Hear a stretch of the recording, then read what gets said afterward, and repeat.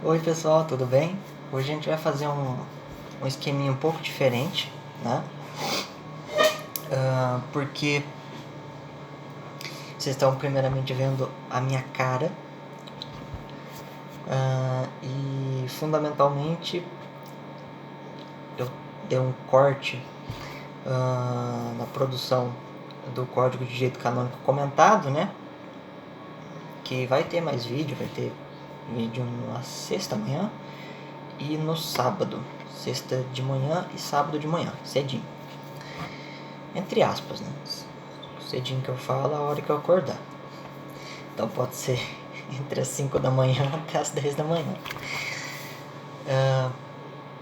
Que eu preciso acabar essa série, né? Poxa, eu tô desde o ano passado fazendo isso, né? E não chegamos nem na metade ainda. Tô com medo de morrer e não acabar esse negócio. O livro é grande e eu não gosto de fazer 1 hora de vídeo. Fica só para quem gosta de direito mesmo, que dá conta de assistir 1 hora de tema sobre direito. Então, mas hoje eu queria fazer uma nova série, que já faz um tempinho que eu tenho vontade de fazer.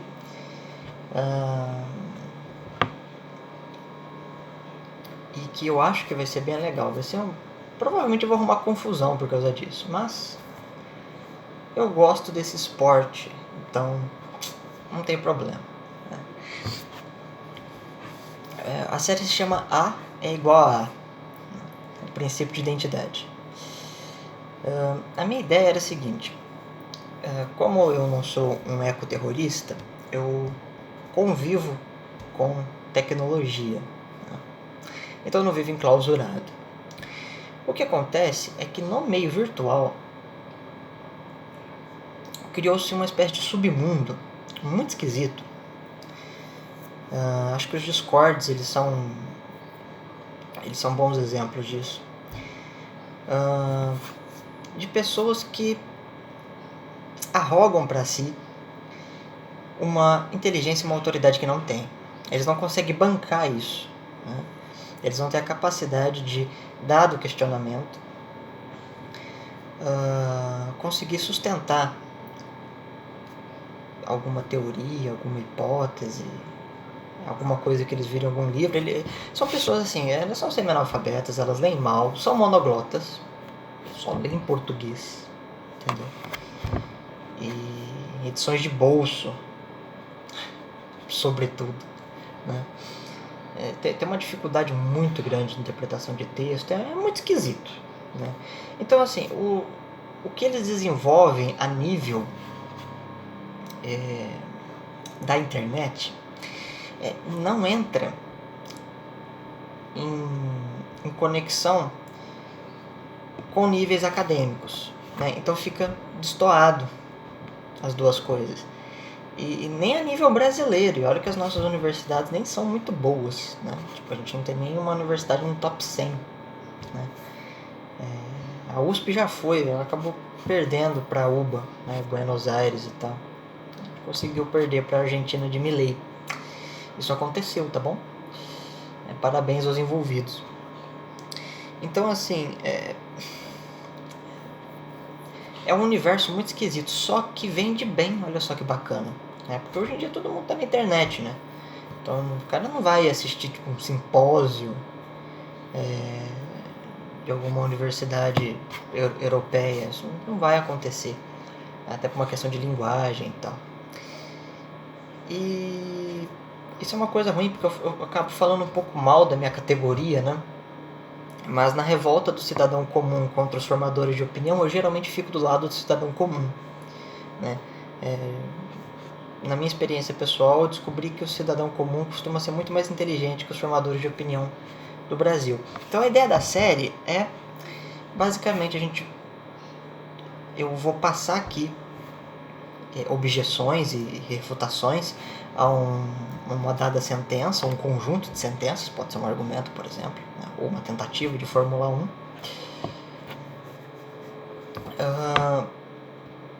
Eu não só vou trazer essas objeções de maneira mais especializada, mas também um pouco, de maneira implícita, aspectos que compõem uma metodologia de pesquisa em ciências humanas, porque eu só vou falar de assuntos que eu conheço, obviamente, né? Eu não vou pegar um texto de genética para comentar, isso não vai acontecer, né?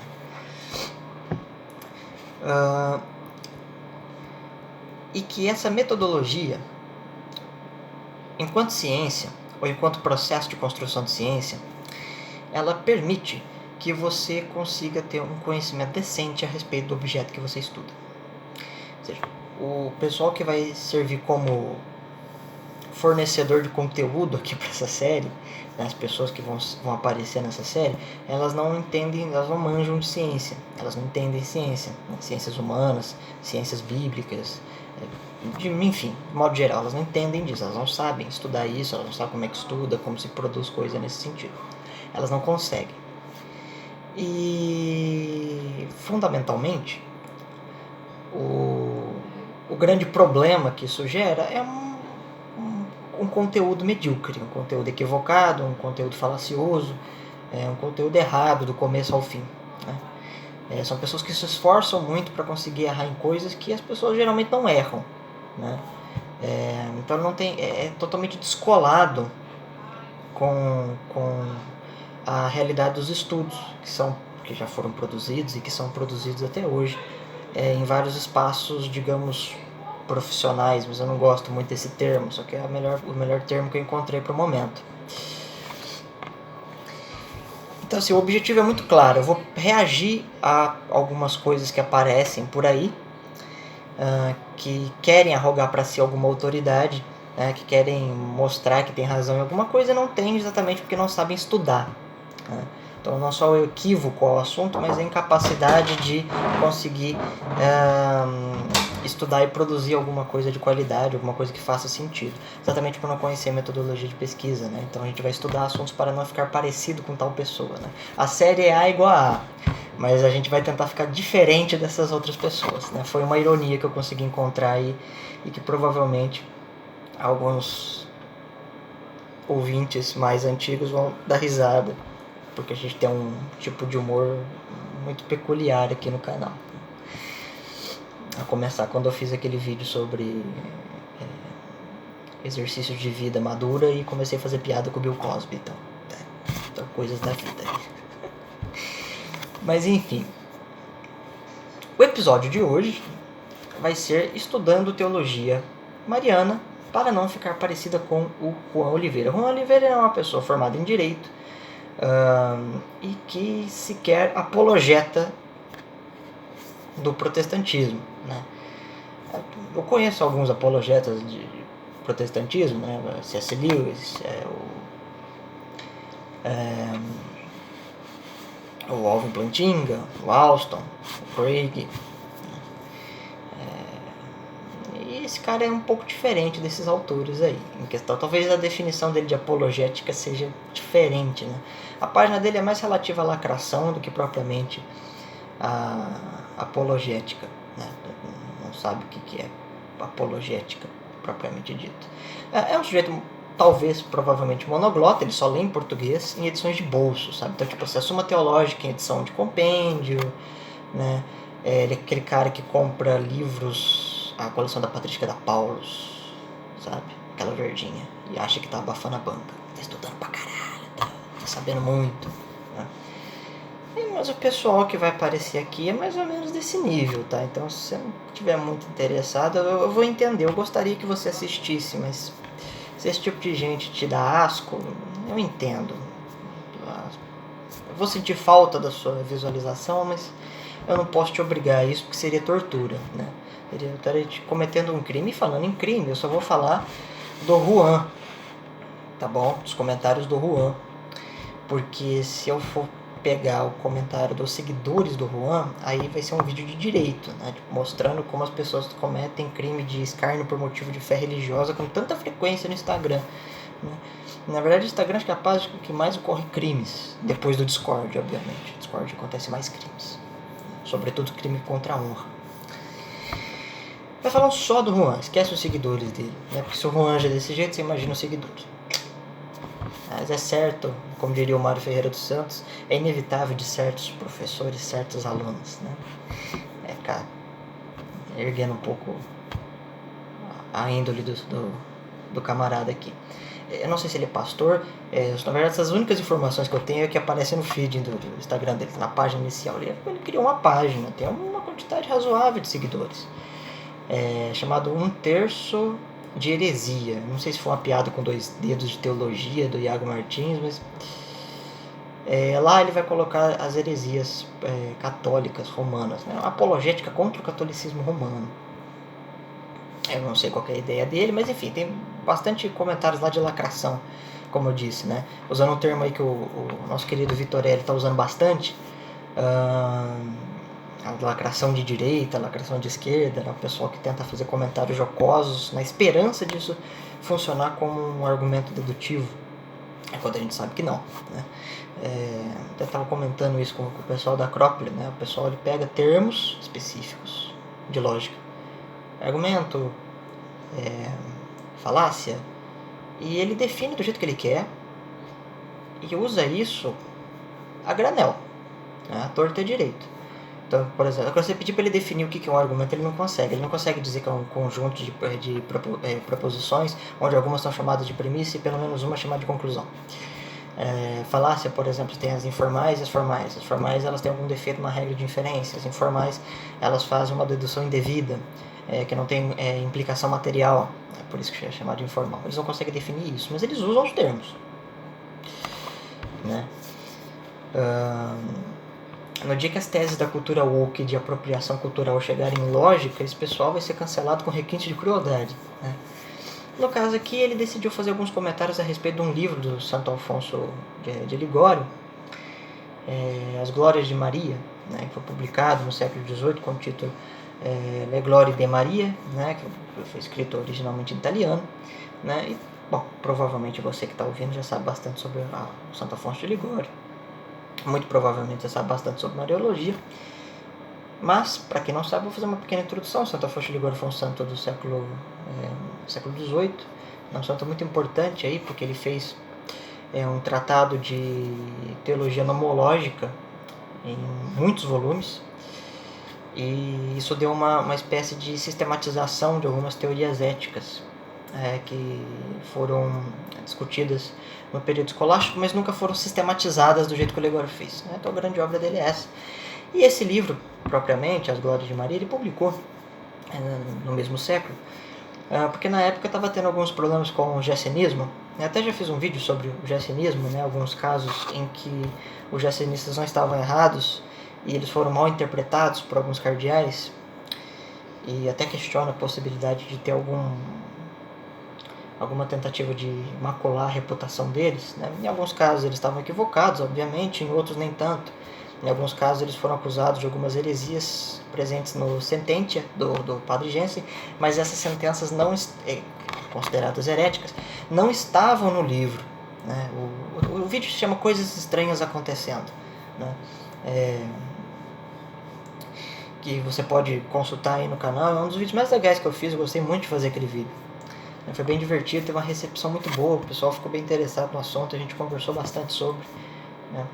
E construiu bastante conhecimento juntos. Então, assim, a gente vai falar um pouco, o meu querido amigo calvinista que vai estar assistindo isso, ele vai ficar um pouco preocupado com a qualidade dos conteúdos protestantes que estão no Instagram, mas ele não tem Instagram, ele não precisa ser torturado com isso, e eu, como uso para divulgar as coisas que eu produzo, eu tenho que ser vítima desse tipo de apresentação. Mas são coisas da vida, tá? Como eu disse, eu gosto muito desse esporte. Então, basicamente é o seguinte, ele leu esse livro numa edição de bolso, em português, provavelmente ele só consegue fazer isso. E então todo o material que ele consegue produzir é baseado na edição de bolso que ele fez, né? Então, na verdade, ele não está comentando Santo Afonso de Ligório, ele está comentando a edição de bolso de um livro do Santo Afonso de Ligório. E obviamente esse debate é irrelevante, né? Porque edições de bolso são irrelevantes a nível científico. Mas como é só isso que ele tem, a gente não tem muito material para analisar. Então a gente vai acabar analisando isso. Só que eu não vou ler essa edição de bolso de novo. Pegar ela e falar assim, porque tá lá mesmo. Ele basicamente vai dizer que existe uma idolatria à Virgem Maria, tá certo? Então os católicos eles idolatram, né? Bom, idolatria no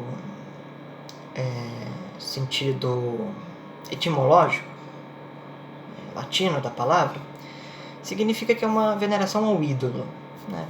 Um ídolo, também no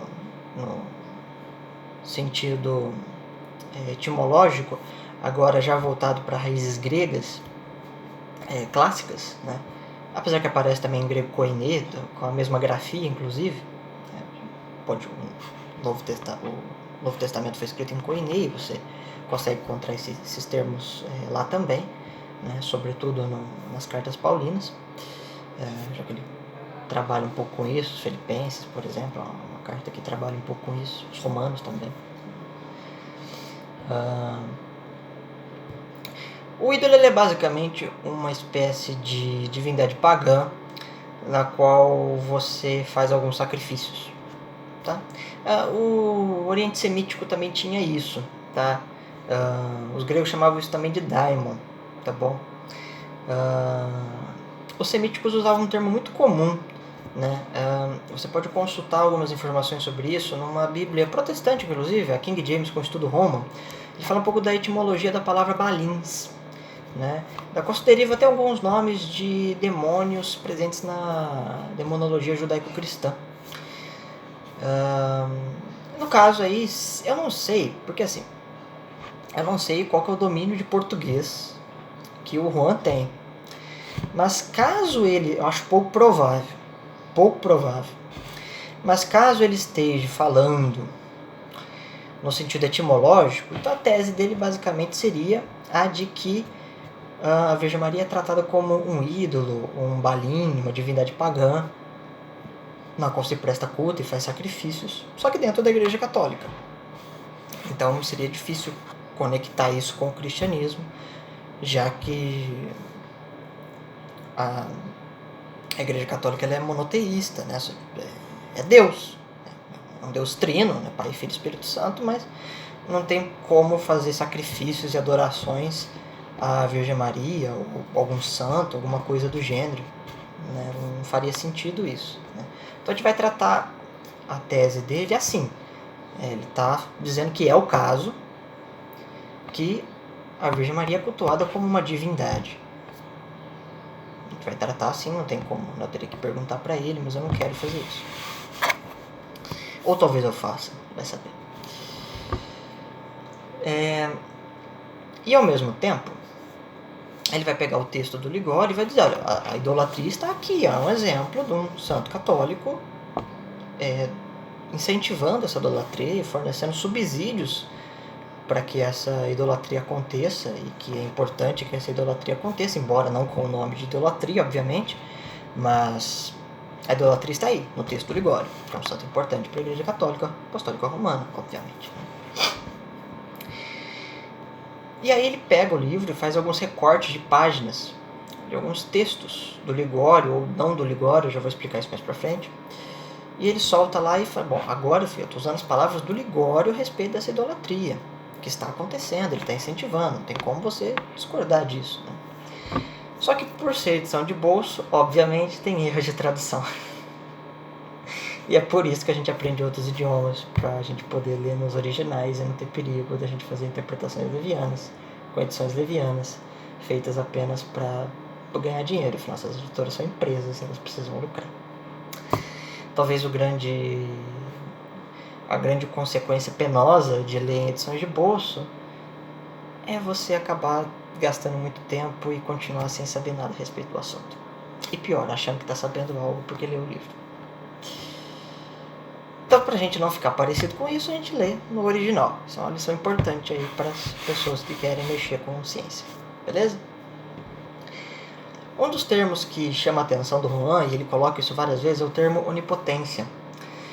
Daí o Afonso de Ligório estaria chamando a Virgem Maria de onipotente. E o que significa onipotente? Significa que pode fazer qualquer coisa.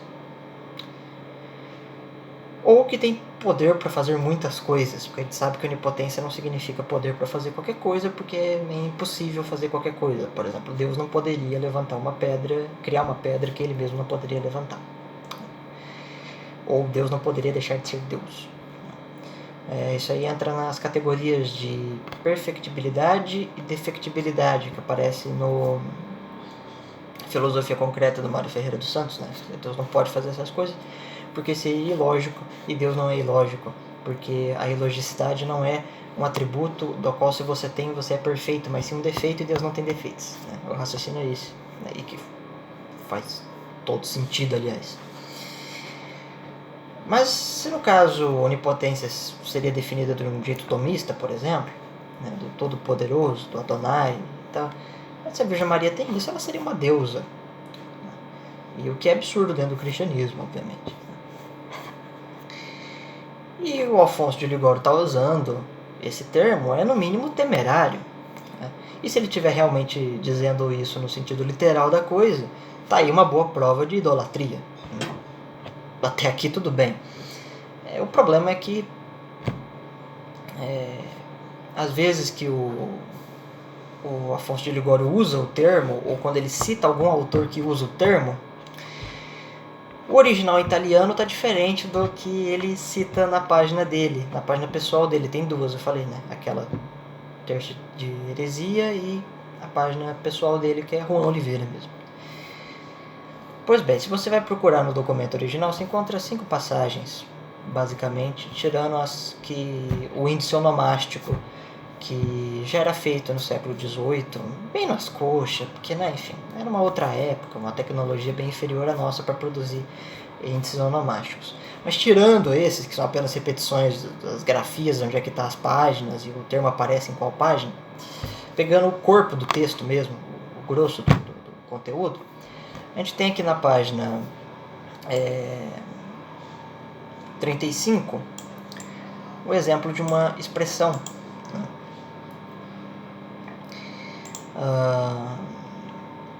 Que no PDF seria a página 58, mas é porque ele é duplicado e tem páginas repetidas. Né? E aí ele usa o termo.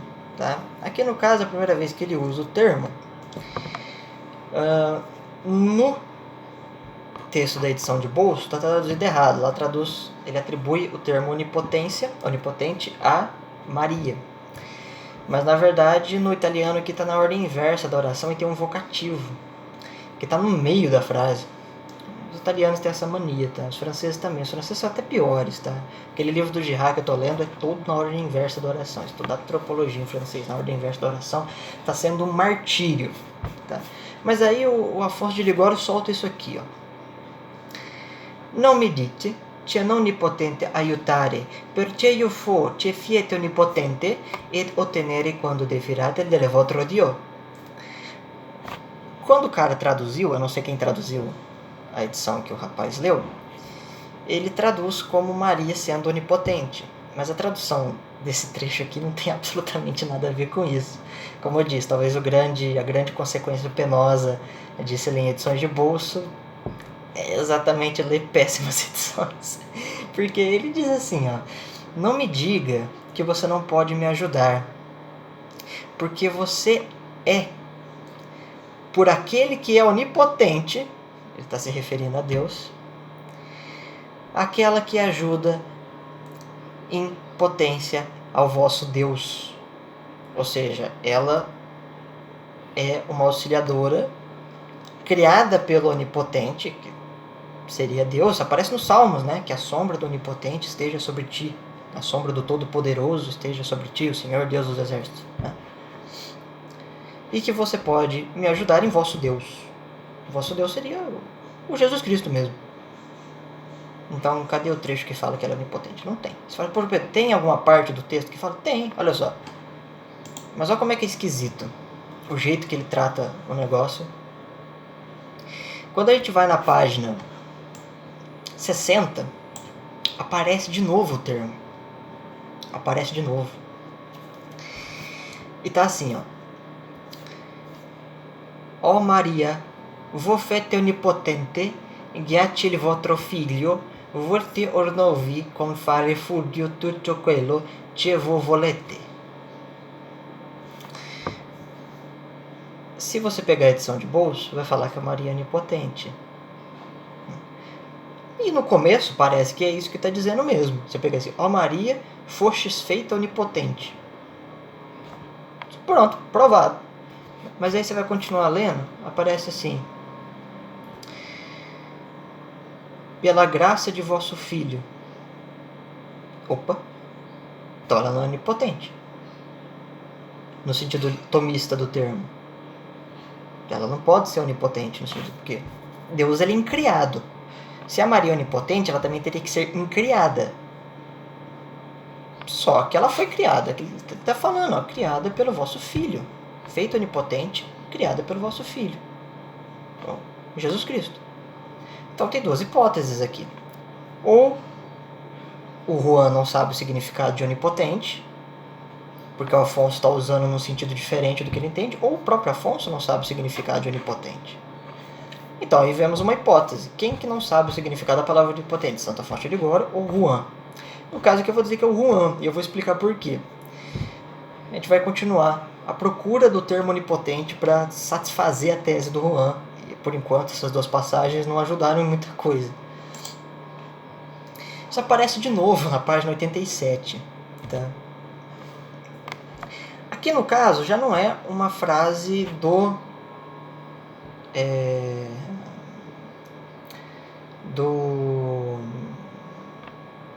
Santo Afonso de Ligório.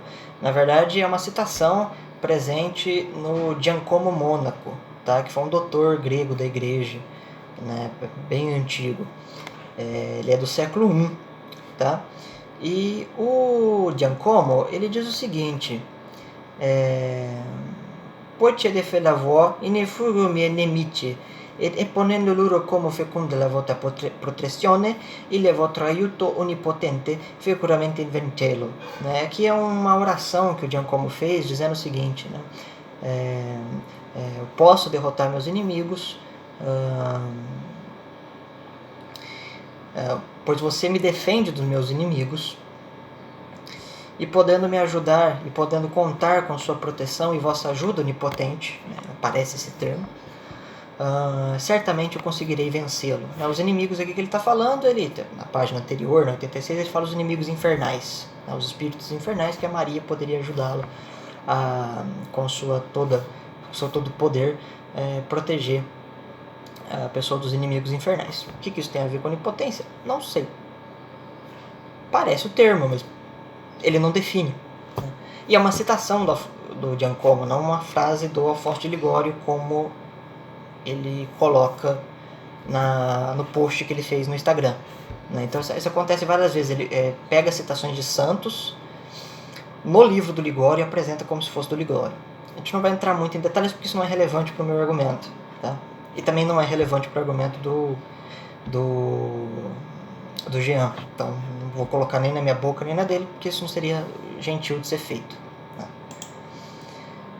Né? Isso aparece outra vez. Olha aqui. Agora uma citação do São Germano, né? Que também não ajuda a gente. Né? Vol fiat madre di Dio onipotente per salvare i peccatori e non avervi fornite recomendazioni a pro Dio, poiché fiat la madre della vera vita. Então, tu fostes feitas mãe de nosso Deus, onipotente para a nossa salvação dos pecadores. Né? Então, assim, Deus, onipotente para a salvação dos pecadores é vocativo de Deus, não é o vocativo de Maria. Né? Aí é uma questão de gramática, propriamente dita. Né? E aparece algumas outras vezes aqui. Deixa eu ver se eu consigo achar esse negócio. Uma outra oração, né?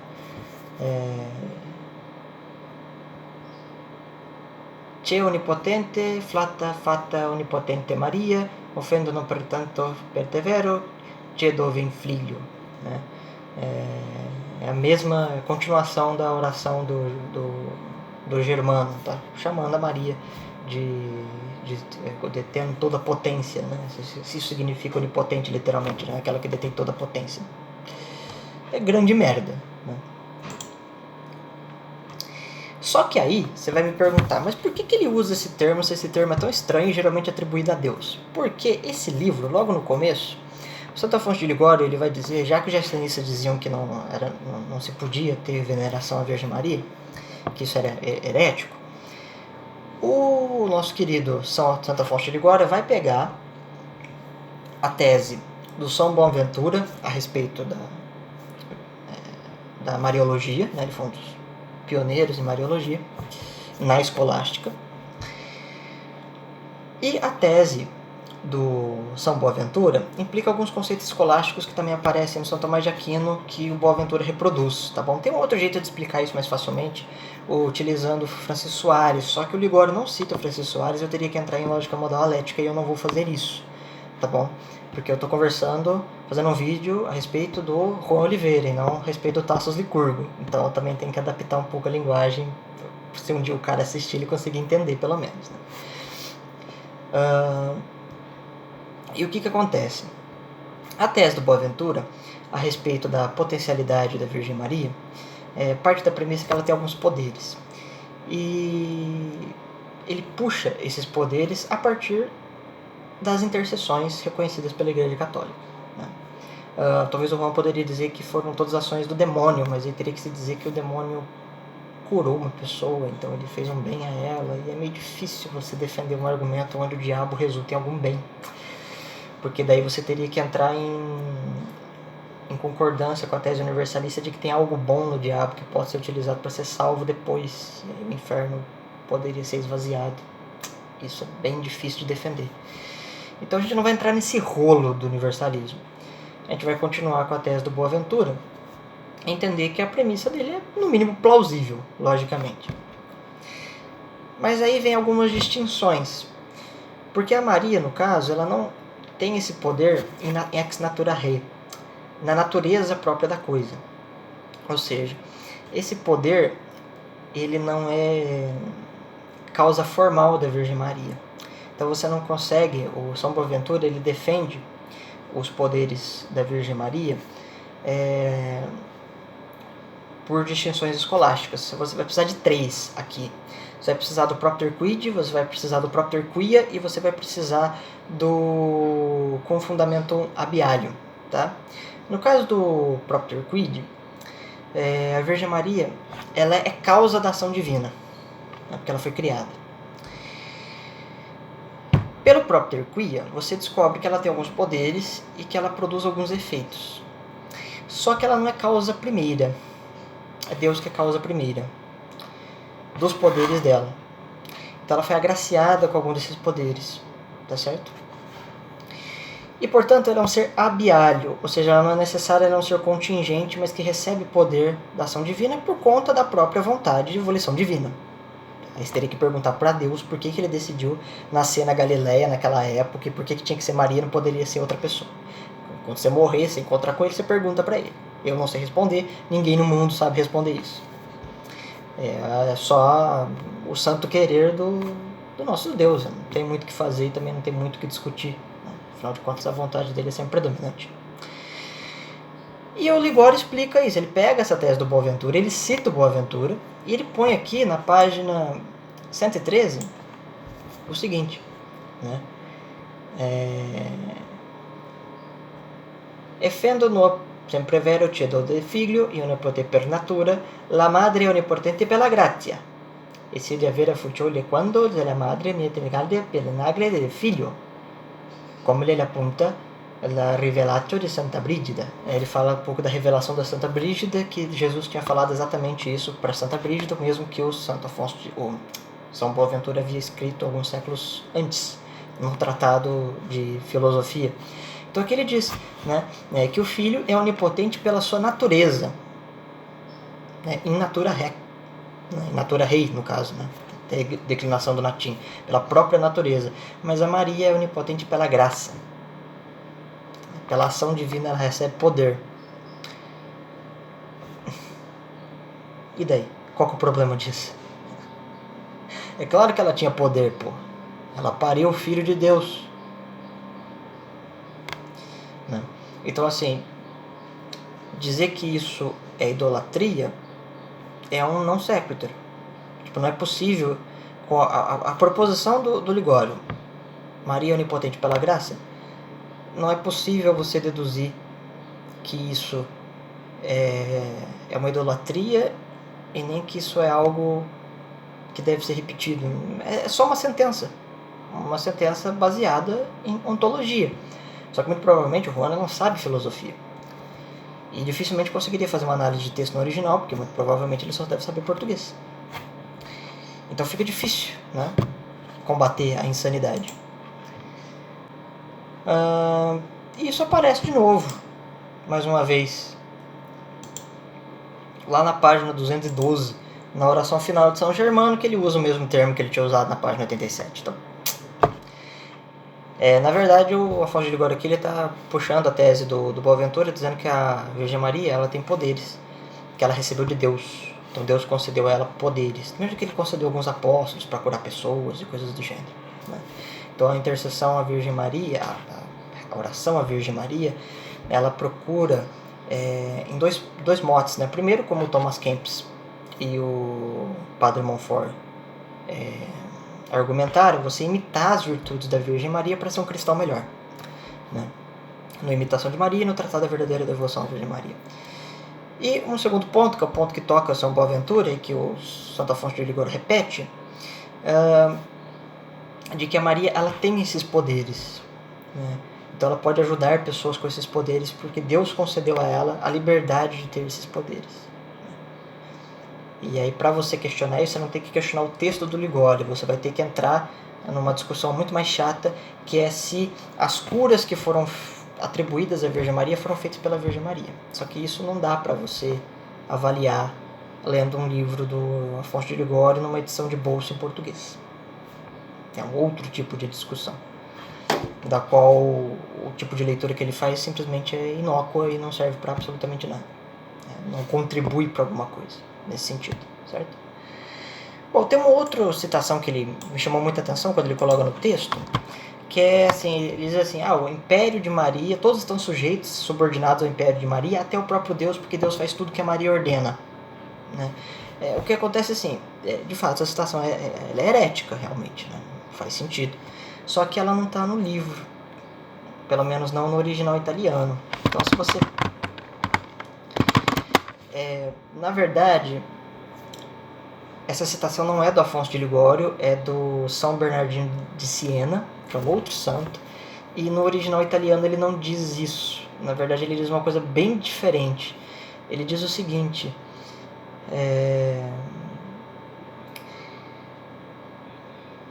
quanto fono creature cerfornono a Dio, tante della bono dell'ancora fervile a Maria, gli angeli e gli omni, tutte le coffe che fono nel cielo e nella terra, all'infiendo foguete all'imperio di Dio, for anche foguete al dominio della Vergine. Né? Aqui ele está dizendo o seguinte: enquanto tu fostes criatura, fostes serva fervorosa de Deus, né? Portanto, faz sentido servir a Maria, pois os anjos e tudo aquilo que está no céu e tudo aquilo que está na terra, pertencendo ao império de Deus, folgete all'império de Dio, estão também presentes ao domínio da Virgem, né? Por quê? Porque daí ele cita o restante do texto em latim. Eu não sei porque o Afonso de Ligório fez isso, mas ele fez, né? Creatura servito glorifiere Virginie, quando servito Trinitate omnis tanto creatura fivi angeli fit omnes omnia et tu cielo et terra.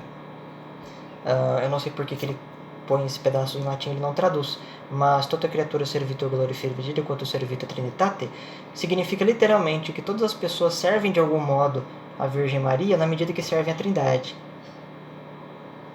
né? Porque, obviamente, Jesus Cristo veio do ventre da Virgem Maria, né? Ele precisou dela para vir ao mundo, né?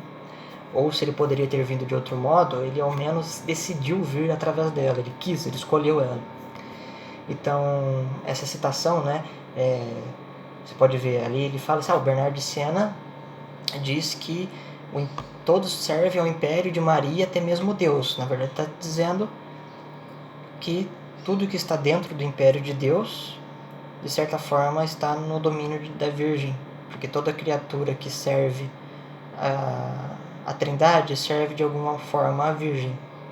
Então, são sentenças que não tem relação nenhuma com a outra, é um erro de tradução, entendeu? Não posso fazer nada. Então, assim, o texto do Ligório, ele não pede para nós que nós fizéssemos uma latria à Virgem Maria, ele só reproduz algumas orações de alguns santos e reproduz a tese de São Boaventura, que Deus concedeu alguns poderes a Maria, Maria usa esses poderes e você reza para ela para que ela use esses poderes. Basicamente isso. Tudo feito em nome de Deus, obviamente. As aparições da Virgem Maria sempre dizem isso, né? Que pedem para se rezar o rosário para que o sangue do Cordeiro purifique as almas e tal. Então, eu acho que é isso, né? Então acho que deu para vocês entenderem mais ou menos como funciona o texto do Ligório e os grandes problemas que uma leitura medíocre pode gerar. Tudo bem que apesar, muito provavelmente o cara achou que ele estava abafando a banca, que ele está sendo super inteligente e tal, mas quanto a isso eu acho que não tem muito o que fazer, né? Bom, espero que tenham gostado, tenham aprendido alguma coisa a respeito do texto do Santo Afonso de Ligório e, por favor, aprenda outros idiomas, não seja monoglota. Você não sabe o bem que isso faz para sua vida. Tchauzinho.